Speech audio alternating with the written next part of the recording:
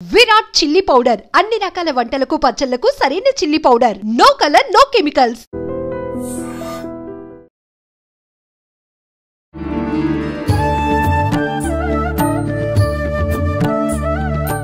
నమస్కారం, welcome to I dream. ధర్మ మార్గం విత్ విజిత కార్యక్రమానికి స్వాగతం. ప్రస్తుతం మనతో పాటు ఉన్నారు ప్రముఖ ఆధ్యాత్మికవేత్త, విశ్వ నియమాల ప్రచారకురాలు లక్కరాజు నిర్మల గారు. ఇప్పుడు అమ్మతో మాట్లాడి మరిన్ని విషయాలు తెలుసుకుందాం. అమ్మ నమస్తే. నమస్తే అమ్మ, మనం ఏ పూజ చేసినా కూడా ఖచ్చితంగా అక్షతలు లేనిది పూజ అనేది పూర్తి అవ్వదనే చెప్పాలి. కానీ ఈ అక్షతల్లో కూడా చాలా మంది, అది మరి ప్రాంతీయ ఆచారమా లేకపోతే ఎవరికి నచ్చినట్టుగా వాళ్ళు చేసుకుంటున్నారో తెలియదు, కానీ కొంతమంది కుంకుమతోటే అక్షతలు కలపాలి, కొన్ని వాటర్ తడి చేసి కుంకుమతో కలపాలి అంటారు. కొంతమంది లేదు, వాటర్ వద్దు, ఆయిల్ వేసి కొంచెం కుంకుమ వేసి కలపాలంటారు. కొంతమంది కుంకుమ అక్షతలు వాడకూడదు, పసుపు అక్షతలు వాడాలి అంటారు. కొంతమంది కుంకుమ పసుపు కలిపి కలుపుతారు. అసలు రకరకాలుగా చేస్తున్నారమ్మా. మొత్తానికైతే అసలు అక్షతలు ఎలా కలపాలి అనేది ఒక పెద్ద సందేహంగా మారిపోయింది ఈ మధ్య కాలంలో. ఎలా అమ్మా అసలు ఈ అక్షతలు కలిపే విధానం ఎలా ఉండాలి, అక్షతలతో పూజ చేసే విధానం ఏ రకంగా ఉండాలో తెలియజేయండి. తప్పకుండా నాన్న, ఇది ఇప్పుడు జనరేషన్కి నిజంగా క్వశ్చన్.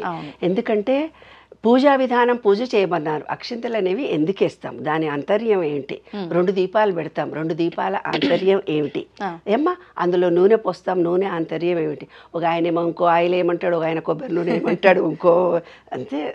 సమాజంలో ఎంతో నమ్మకాలు, విశ్వాసాలు ఒక్కొక్క ఊర్లలో, ఒక్కొక్క దేశంలో, ఒక్కొక్క ప్రాంతంలో వాళ్ళ నమ్మకాలు, విశ్వాసాలతో ఈ పూజలు జరుగుతాయి నాన్న. దానివల్ల సార్వజనీనికమైన సత్యం మాత్రమే నేను ఇప్పుడు చెప్పబోతున్నా. అది అందరికీ వర్తిస్తుందో వర్తించదో తెలియదు, కానీ అందులో ఉన్న రహస్యాలను మాత్రం నేను ఓపెన్గా చెప్తాను. అయితే ఏంటంటే, బియ్యము అనేది వైట్ అంటే చంద్రుడికి సంబంధించింది, అది మన ఆజ్ఞాచక్రానికి సంబంధించింది. తెల్లది అంటేనే అమ్మ అని అర్థం, అంటే తల్లి, చల్లని చూపులతో ఉండేది తల్లి. ఈ విశ్వం మొత్తంలో అన్నం పరబ్రహ్మ స్వరూపం అన్నారు. అంటే ఏంది, ఆ బియ్యానికి ఒక వైబ్రేషన్ ఎక్కువ ఉంటుంది, అందుకే శివుడి పూజ చేసినప్పుడు, శివుడికి అభిషేకం చేసినప్పుడు ఉట్టి వైట్ బియ్యమే వేయిస్తారు శివుడి మీద, ఉట్టి తెల్లటి అక్షింతలే వేయిస్తారు శివ రుద్రాభిషేకం చేసినప్పుడు. తర్వాత అక్షితలు వేస్తారు. తర్వాత చేసేటప్పుడు మాత్రం తెల్లటి అక్షితలు మాత్రమే, ఉట్టి బియ్యం మాత్రమే వేస్తారు. ఆయన చంద్రుడికి సంబంధించింది. శివుడి దాంట్లో ఒక చంద్రుడు ఉంటాడు కదా, ఆ చంద్రుడి గురించి. అమ్మవారు కూడా చంద్రుడు ఉంటాడు, అంటే మన శరీరంలో కూడా చంద్రకాంతిని చూపించాను మీకు ఒక రోజు. అట్లాగే ఇక్కడ ఉండే మన ఆజ్ఞాచక్రం అనేది చంద్రుడికి సంబంధించింది.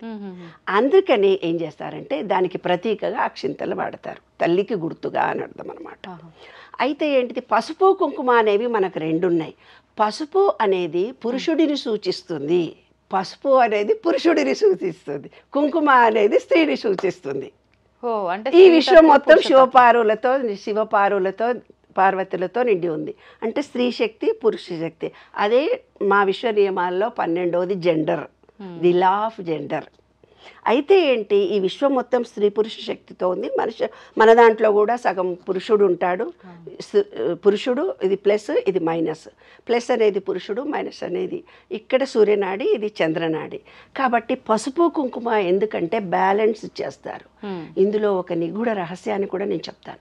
ఎప్పుడైతే లలితా పారాయణం విపరీతంగా చదువుతూ అమ్మవారిని జపిస్తూ పోతుంటారో స్త్రీలు, భర్తతో విపరీతమైన గొడవలు జరుగుతాయి. ఎందుకు, ఆమెలో స్త్రీ శక్తి అధికంగా వస్తుంది. ఎప్పుడైతే స్త్రీ శక్తి అధికంగా వస్తుందో పురుషుడు డౌన్ అయిపోతాడు వాళ్ళ ఇంట్లో. హస్బెండ్ అండ్ వైఫ్ మధ్య గొడవలు జరుగుతాయి. కాబట్టి ఎవరైతే లలితా పారాయణం చేస్తారో ఎక్కువ శివార్చనలు కూడా ఖచ్చితంగా చేయాలి. అందుకే చూడు, విష్ణు పూజలు చేసినప్పుడు, విష్ణు సహస్రనామ చదివినప్పుడు లక్ష్మీ చదవమ్మా మర్చిపోతావేమో అని అంటారు. అంటే ఈ విశ్వం మొత్తం స్త్రీ పురుష శక్తితో ఉంది, మనలో కూడా స్త్రీ పురుష శక్తి ఉంది. మనం ఏ దేవుణ్ణి ఎక్కువగా కొలుస్తున్నామో ఆ శక్తి మనలో విజృంభిస్తుంది. మనం లలితా పారాయణం ఎక్కువ చదవడం మూలంగా మనలో స్త్రీ శక్తి అధిగమిస్తుంది. స్త్రీ శక్తి ఎప్పుడైతే అధిగమిస్తుందో పురుషుడు డౌన్ అయిపోతాడు, అబ్బెబ్బెబ్బెబ్బే అంటుకుంటున్నాడు, గొడవలు జరుగుతాయి. ఈమె తాటికి అతను తట్టుకోలేడు అని అర్థం. అంటే 2 బ్యాలెన్స్డ్గా ఉండాలి. బ్యాలెన్స్డ్గా చేయడానికే అక్షితలు వాడతాం. అక్షితల్లో పురుషుడు అంటే పురుష దేవుళ్ళకి, ఎవరికి వినాయకుడికి పూజ చేసినా, శివుడికి పూజ చేసినా, లక్ష్మీనారాయణుడికి పూజ చేసినా, లక్ష్మీనారాయణ వ్రతాలు, వరలక్ష్మి పూజ కాదు, సత్యనారాయణ వ్రతం చేసినా పసుపు కలుపుతాం. ఓకే, ఓన్లీ పసుపు. అంటే పురుష దేవుళ్ళకు పూజ చేసినప్పుడు పసుపు కలుపుతాం, స్త్రీ దేవతలకు పూజ చేసినప్పుడు కుంకుమ కలుపుతాం. అది శాస్త్రం. అయితే స్త్రీ పురుష శక్తి రెండు సమానం చేయాలనుకునే కొన్ని ఊర్లలో విశ్వాసాలు ఉంటాయి. అప్పుడు పసుపు కుంకుమ రెండూ కలిపి వాడతారు. నూనెని వాడమని కొందరు, నీళ్ళని వాడమని కొందరు చెప్తారు. నీరు అనేది మన స్వాధిష్టాన చక్రం. నీటితో కలిపినా ఒకటే ఫలితం ఉంటుంది. అంటే అందరితో అన్యోన్యతాభావం పెరుగుతుంది నీరు కలిపితే. లేదు నువ్వులు కలిపితే మూలాధార శక్తి మనకు యాక్టివేట్ అవుతుంది. నూనె కలిపితే నువ్వుల నూనెతో దీపం పెడతాము. నువ్వుల నూనెతో కూడా అక్షింతలు కలపండి అంటుంటారు కదా. నువ్వుల నూనెతో వేసి కలిపినప్పుడు, అందుకే చూడు పెళ్లిళ్ళల్లో తలంబ్రాలు ఒకళ్ళ మీద ఒకళ్ళు పోసుకుంటారు. అంటే స్త్రీ పురుష శక్తిని ఈక్వల్ చేయడానికి తలంబ్రాలు. అక్కడ పసుపు అక్షతలే కదమ్మా, పసుపు అక్షంతలే. అంటే పురుషత్వాన్ని పెంచుతారు. ఎక్కువ కూడా కూర్చుని పెడతారు కదా, ఇక్కడ డామినేషన్. కుర్చీలో కూడా ఎక్కువ మామూలుగానే హైట్ ఎక్కువ ఉంటాడు మగాళ్ళు, అయినా సరే పెద్ద పీట మీద కూర్చుని పెట్టి ఆయన మీద అక్షంతలు వేయమంటారు. అవును. అప్పుడు తర్వాత అప్పుడు దానికి ముందే కొంచెం ఈక్వల్ గా సీట్లు వేస్తారు. ఇప్పుడు ఈ మధ్య వేస్తున్నారు కానీ అంతకు పూర్వం అయితే మాత్రం ఎక్కువ పెద్ద సీట్లోనే కూర్చుంటే నిలబడి వేసేవాళ్ళు ఆడపిల్లలు పాపం. ఇప్పుడైనా ఫస్ట్ స్టార్టింగ్ లో అలానే కదమ్మా, అలానే చేస్తారు. తర్వాత కూర్చుని పెడతారు. కాబట్టి తలంబ్రాలు పోయడము అంటే మరి ఇంటికి ఎవరైనా వచ్చినా ఆశీస్సులు ఇయ్యమ్మా నీ చేతితో అంటుంటారు. ఆ బియ్యం పట్టుకొని మీరేమి ఆశీర్వచనం ఇచ్చినా 100% సక్సెస్ఫుల్ గా అవుతుంది. అందుకే గురువులు, పీఠాధిపతులు, ఋషులు మన ఇంటికి వచ్చినప్పుడు, పెద్దవాళ్ళు వచ్చినప్పుడు వాళ్ళకి దండం పెట్టు నాన్న, అక్షింతలు ఇచ్చి ఆశీర్వచనం తీసుకో అంటాం. అందులో ఆంతర్యం ఏమిటంటే పాజిటివ్ ఎనర్జీ తొందరగా వస్తుంది. అమ్మ ఇప్పుడు భగవంతుడికైతే స్త్రీతత్వానికి ఒక రకంగా, పురుషతత్వానికి ఒక రకంగా, లేదు రెండు కలిపి అంటే ఈ రకంగా వాడదాం అనుకున్నాం. వివాహానికైతే పసుపు. మరి ఇప్పుడు ఇంకా కొన్ని అంటే ఫంక్షన్స్ జరుగుతూ ఉంటాయి, శారీ ఫంక్షన్స్ అని, లేకపోతే పిల్లల స్త్రీలకు అవన్నిటికి కూడా కుంకుమని. అంటే మనం ఇక్కడ స్త్రీతత్వానికి పురుషతత్వానికి అక్కడ ఏమీ లేదు, ఓన్లీ కుంకుమనే. ఎందుకంటే సక్సెస్ఫుల్ గా జరగాలంటే శక్తి కావాలి. శక్తి లేకపోతే పూజ జరగదు. శక్తి అంటే అమ్మవారు. పురుషుడు ఎప్పుడైనా కొంచెం నేను స్త్రీ శక్తే ఎక్కువ. అందుకే నేను ఇందాక చెప్పింది, లలితాపారాయణ ఎక్కువ చదివిన వాళ్ళకు స్త్రీ శక్తి అమోఘంగా వచ్చి అనే శక్తులు పెరుగుతాయి. అందుకని పురుషుడు డౌన్ అయిపోతాడు. అందుకనే ప్రతి దాంట్లో కుంకుమనే ఎక్కువ వేయడం ప్రాధాన్యత. అమ్మ మరి ఇప్పుడు అక్షతలతో పూజ చేసేటప్పుడు కూడా ఖచ్చితంగా అక్షతలు ఎంత పొదుపుగా మనం గనక పూజలో వాడితే అంత ఉత్తమము అని అంటూ ఉంటారు. కాదు నాన్న, కొన్ని అక్షింతలే కలుపుకుంటారే బాబు. అవి పూజల్లో అష్టోత్తరం చదువుతున్నప్పుడు కొన్ని వేసేసరికి అయిపోతే మళ్ళీ కలపాలంటే మళ్ళీ వెళ్ళి కలుపుకొని రావాలి. అందుకని రెండు వేసినట్టుగా మరీ కిలోలు ఎక్కువ తక్కువ వేయకండి అని చెప్పడం. తర్వాత ఏం చేస్తాము, 2 దీపాలు పెడతాం. 2 దీపాలు పెట్టడంలో తాటక ప్రక్రియ. అంటే మన బాడీ అంతా డల్గా ఉంటుంది పూజ చేసుకోవడానికి ముందు డల్గా ఉండకుండా అగ్నిహోత్రం అంటే నువ్వుల నూనె కానీ నెయ్యి కానీ వేసి 2 దీపాలు వెలిగిస్తాం. అంటే ఇది ఒత్తులు మన చేతితో ఇలా చేసి 2 ఒత్తులు వేసి వెలిగిస్తాం. అంటే 2 కళ్ళకి ఆ 2 జ్యోతులు వెలగడం మూలంగా ఆజ్ఞాచక్రంలో ఏమైనా బ్లాకేజెస్ ఉంటే ఓపెన్ అవుతాయి. మన మణిపూరక చక్రంలో డైజెషన్ కెపాసిటీ ఎప్పుడైతే ఉండదో అటువంటి వాళ్ళు పూజా గదిలో చాలాసేపు కూర్చుంటే అందుకే మన బొడ్డు కింద చీర కట్టుకోవాలని శాస్త్రం. ఆ బొడ్డుకు వెలుతురు దీపం వెలుతురు మన బాడీకి తగిలి డైజెషన్. ఎందుకంటే స్త్రీకి వాతతత్వం తొందరగా వస్తుంది, అంటే వేడి తత్వం చాలా తక్కువ ఉంటుంది అన్నమాట. డెలివరీ టైంలో, పీరియడ్స్లలో హార్మోనల్ చేంజెస్ వల్ల మనకు వాతతత్వం ఎక్కువ. అందుకే మోకాళ్ళ నొప్పులు తొందరగా వస్తాయి, కూర్చుంటే లేవలేమని ఒక డెలివరీ తర్వాత కాగానే వీక్ అయిపోతారు ఆడపిల్లలు. దానికోసం అగ్నిహోత్రుడికి దగ్గరలో, అగ్నిహోత్రుడు అంటే హోమాలు చేయడము అనుకుంటారు. హోమము అనేది మన బాడీలో జరిగే హోమమే. అది కూడా అది వేరు. 7 యజ్ఞాలు జరుగుతాయి మన బాడీలో 7 యజ్ఞాలు జరుగుతాయి రోజు. అదే అగ్నిహోత్రం అని భగవద్గీతలో చెప్పారు. ఇప్పుడు వీళ్ళు ఏమనుకుంటారు, బయట చేసే హోమము ద్రవ్యాలు అని అనుకుంటారు. కాదు, మనం రోజు ఒక యజ్ఞం చేస్తూనే పోతుంటాం. అది 7. ఇంకో సందర్భంలో నేను చెబుతాను. ఇప్పుడు ఏమిటిదంటే, ఇప్పుడు 2 దీపాలు పెట్టి చూసినప్పుడు 2 కళ్ళకి ఆ వెలుతురు జరిగి మన మణిపూరక చక్రము, ఆజ్ఞాచక్రము ఓపెన్ అవుతాయి. తర్వాత 2 దీపాలు పెట్టిన తర్వాత ఫస్ట్ పసుపు కుంకుమ 2 దేవుళ్ళ మీద వేస్తాం, అవునా? తర్వాత గంధం వేస్తాం. గంధం వేయడంలో ముఖ్య ఉద్దేశం మన మూలాధార చక్రం యాక్టివేట్ కావడానికి గంధం వేస్తాం.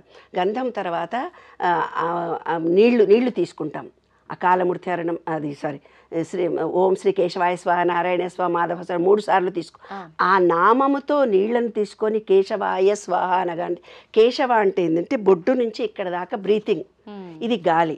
గాలిలో మనకు ఎసిడిటీ వస్తుంది కదా నాన్న, ఎక్కడో దబదబ పనులు చేసుకొని వచ్చేస్తాము, ఆ గ్యాస్ అడ్డం పడి ఆకలిస్తుంది, ఏం పూజ రాని పరిగెత్తుకొని పోకుండా ఆ 3 చుక్కలు ఓం శ్రీ కేశవాయ స్వాహ అనే ఆ ఒక్క నీళ్ళల్లో ఆ మంత్రం చదవగానే మన హార్ట్లో శ్రీమన్నారాయణుడు ప్లేస్ ఇది, అది ఓపెన్ అవుతుంది. ఓపెన్ అయిపోయి 3 చుక్కల నీళ్లు తాగగానే మన బాడీలో ఎసిడిటీ కిందికి వెళ్ళిపోతుంది. అప్పుడు మళ్ళీ చేతులు కడుక్కొని మనం పూజ చేస్తాం. పువ్వులు వేయమ్మా అన్నారు. పువ్వులు అంటే కాడ తీసి వేయాలి, అది ఆకాశతత్వానికి సంబంధించింది. కాడ తీసి వేసేసి పువ్వును దేవుడికి వేస్తున్నాం. కాడ ఎందుకు తీస్తున్నాము అని అంటే దేవుడికి కుచ్చుకుంటుందమ్మా అని అక్కడ చెప్పారు. కాదు, మన విశుద్ధి చక్రానికి సంబంధించింది పువ్వు. పువ్వు కాడ తీసి దేవుళ్ళకి వేయమంటే అందరు కూర్చొని ఆడవాళ్ళందరూ పూలు అన్ని కాడాలు తీసి అతపడేస్తారు. బయటకు వచ్చినాక ఆ అమ్మ గట్ల చేసింది, ఈ అమ్మ ఎట్లా చేసింది అని క్రిటిసిజం చేసి మాట్లాడతాం. స్త్రీలు కానీ పురుషుడు కానీ కాడ లేకుండా పువ్వును దేవుడికి వేసినట్టుగా మృదు మధురమైన మాటలు మాట్లాడాలి. కఠినమైన మాటలు మాట్లాడితే అది గుచ్చుకుంటుంది హృదయంలో అని చెప్పడానికి ప్రతీకతో కాడ తీసి దేవుడికి పూజ చేయబన్నారే బంగారు. అందుకని అది పూజ చేసేటప్పుడు తెలుసుకొని వాళ్ళ నిత్య జీవితంలో ఆచరించాలని పెద్దవాళ్ళు. మనం అది వేరు ఇది వేరు అనుకుంటున్నాం, కాదు. పూజా విధానమే మన నిత్య జీవితము అన్నమాట. ప్రతిదానికి ఒకదానికి లింక్ ఉంది. తర్వాత ఏం చేస్తున్నాము, మంత్రం ఏదో చదువుతున్నాం, ఒక బీజాక్షరాలు చదువుతున్నాం. బీజాక్షరాలు అనేవి మనకి ఎందుకు ఇచ్చినారు అని అంటే, మన మూలాధార చక్రం నుంచి స్వాధిష్టాన చక్రం దాకా అన్ని చక్రాలు యాక్టివేట్ కావడానికి. మన సెల్ ఫోన్కు పిన్ ఛార్జింగ్ పెట్టుకుంటాం కదా రోజు, ఛార్జింగ్ అయిపోతే అట్లా మనం పూజ చేసేటప్పుడు ఛార్జింగ్ అవ్వడానికి అనంత విశ్వ చైతన్యంలో ఉండే పాజిటివ్ ఎనర్జీని మన బాడీలోకి రిసీవ్ చేసుకోవడానికి మంత్రాలు. అప్పుడు ఏమన్నారు, వాళ్ళ ఇష్టం. శివుడికి సంబంధించిన శ్లోకాలు చదువుకుంటే ఓం నమ శివాయ అంటే శివుడు అనుగ్రహం కలుగుతుంది. అమ్మ ఓం మహాలక్ష్మి నమః అనుకుంటే అమ్మవారి అనుగ్రహం కలుగుతుంది. మీరు ఏ దేవుడు, ఆంజనేయ స్వామి అంటే ఆంజనేయ స్వామి. ఇది పూజా విధానంలో ఆయా దేవుడి అనుగ్రహాన్ని పొందటానికి. ఈ బీజాక్షరాలు ఏవైతే ఉన్నాయో భగవంతునికి మనకు అనంత విశ్వంలో పంచభూతాలకి మన శరీరంలో ఉండే పంచభూతాలు యాక్టివేట్ జరగడానికి. అమ్మ ఒక చిన్న డౌట్, ఇప్పుడు మామూలుగా పువ్వులతో ఆడుకుంటున్నప్పుడు పిల్లలు పువ్వులు చుంచి ఇట్లా పైన వేస్తే అలా పువ్వులు పైన జల్లొద్దు అని చెప్పి అంటారు. కానీ ఈ మధ్యకాలంలో ఇది జనరేషన్ మారుతున్న కొద్దీ భగవంతుడి పైన పువ్వులు వేస్తున్నాము కాబట్టి అక్షతలు వేస్తున్నాం, పువ్వులు వేస్తున్నాం. మరి దీని నుంచి తీసుకుంటున్నారో ఎలా తీసుకుంటున్నారో తెలియదు, కానీ ఫంక్షన్లలో కూడా వివాహంలో అయినా సరే మిగతా ఫంక్షన్లో అయినా సరే అక్షతల్లో పువ్వులు కలపడం అనేది ఎక్కువగా చూస్తున్నాం. అసలు పువ్వు రేకులు చల్లుతూ ఉంటే సుగంధం అంతకంటే ఎక్కువ ఇంకేం లేదు. అదొక ఆర్టిఫిషియల్, దాంట్లో ఫలితం రాదు. ఫలితం పువ్వుని ఎప్పుడైతే నువ్వు తుంచావో అంటే దానికి ప్రాణశక్తి పోయినట్టే కదా. ఒక పువ్వు ఈ విధంగా వేసినప్పుడు అంటే ఒక మాట మనం తుంచినట్టుగా మాట్లాడతామే, అబ్బా ఆమె మాట తుంచినట్టుగా మాట్లాడుతుంది, ఆ మాట బాగలేదు అంటే మనం ఎన్నో సందర్భాల్లో రోజు వింటుంటాం. అంటే పువ్వును తుంచినప్పుడు ఎలాగైతే తుంచినట్టుగా ఉంటుందో మన మాట అలా తుంచినట్టుగా ఉండకూడదు. పుష్పంలా ఉండాలి, మృదుమధురంగా ఉండాలి, ప్రేమగా ఉండాలి, లాలనతో ఉండాలి, ఆత్మీయతతో ఉండాలి, అనురాగంతో ఉండాలి. ప్రేమ ఉబికి వచ్చేసి అయ్యో నా మనిషి అన్నట్టు కలిగేటట్టుగా మనం మాట్లాడగలగాలి. అది జీవిత సత్యం నాన్న. అదే దేవుడి పూజకి మన బాడీలో ఉండే పంచభూతాలకి అవినాభావ సంబంధం.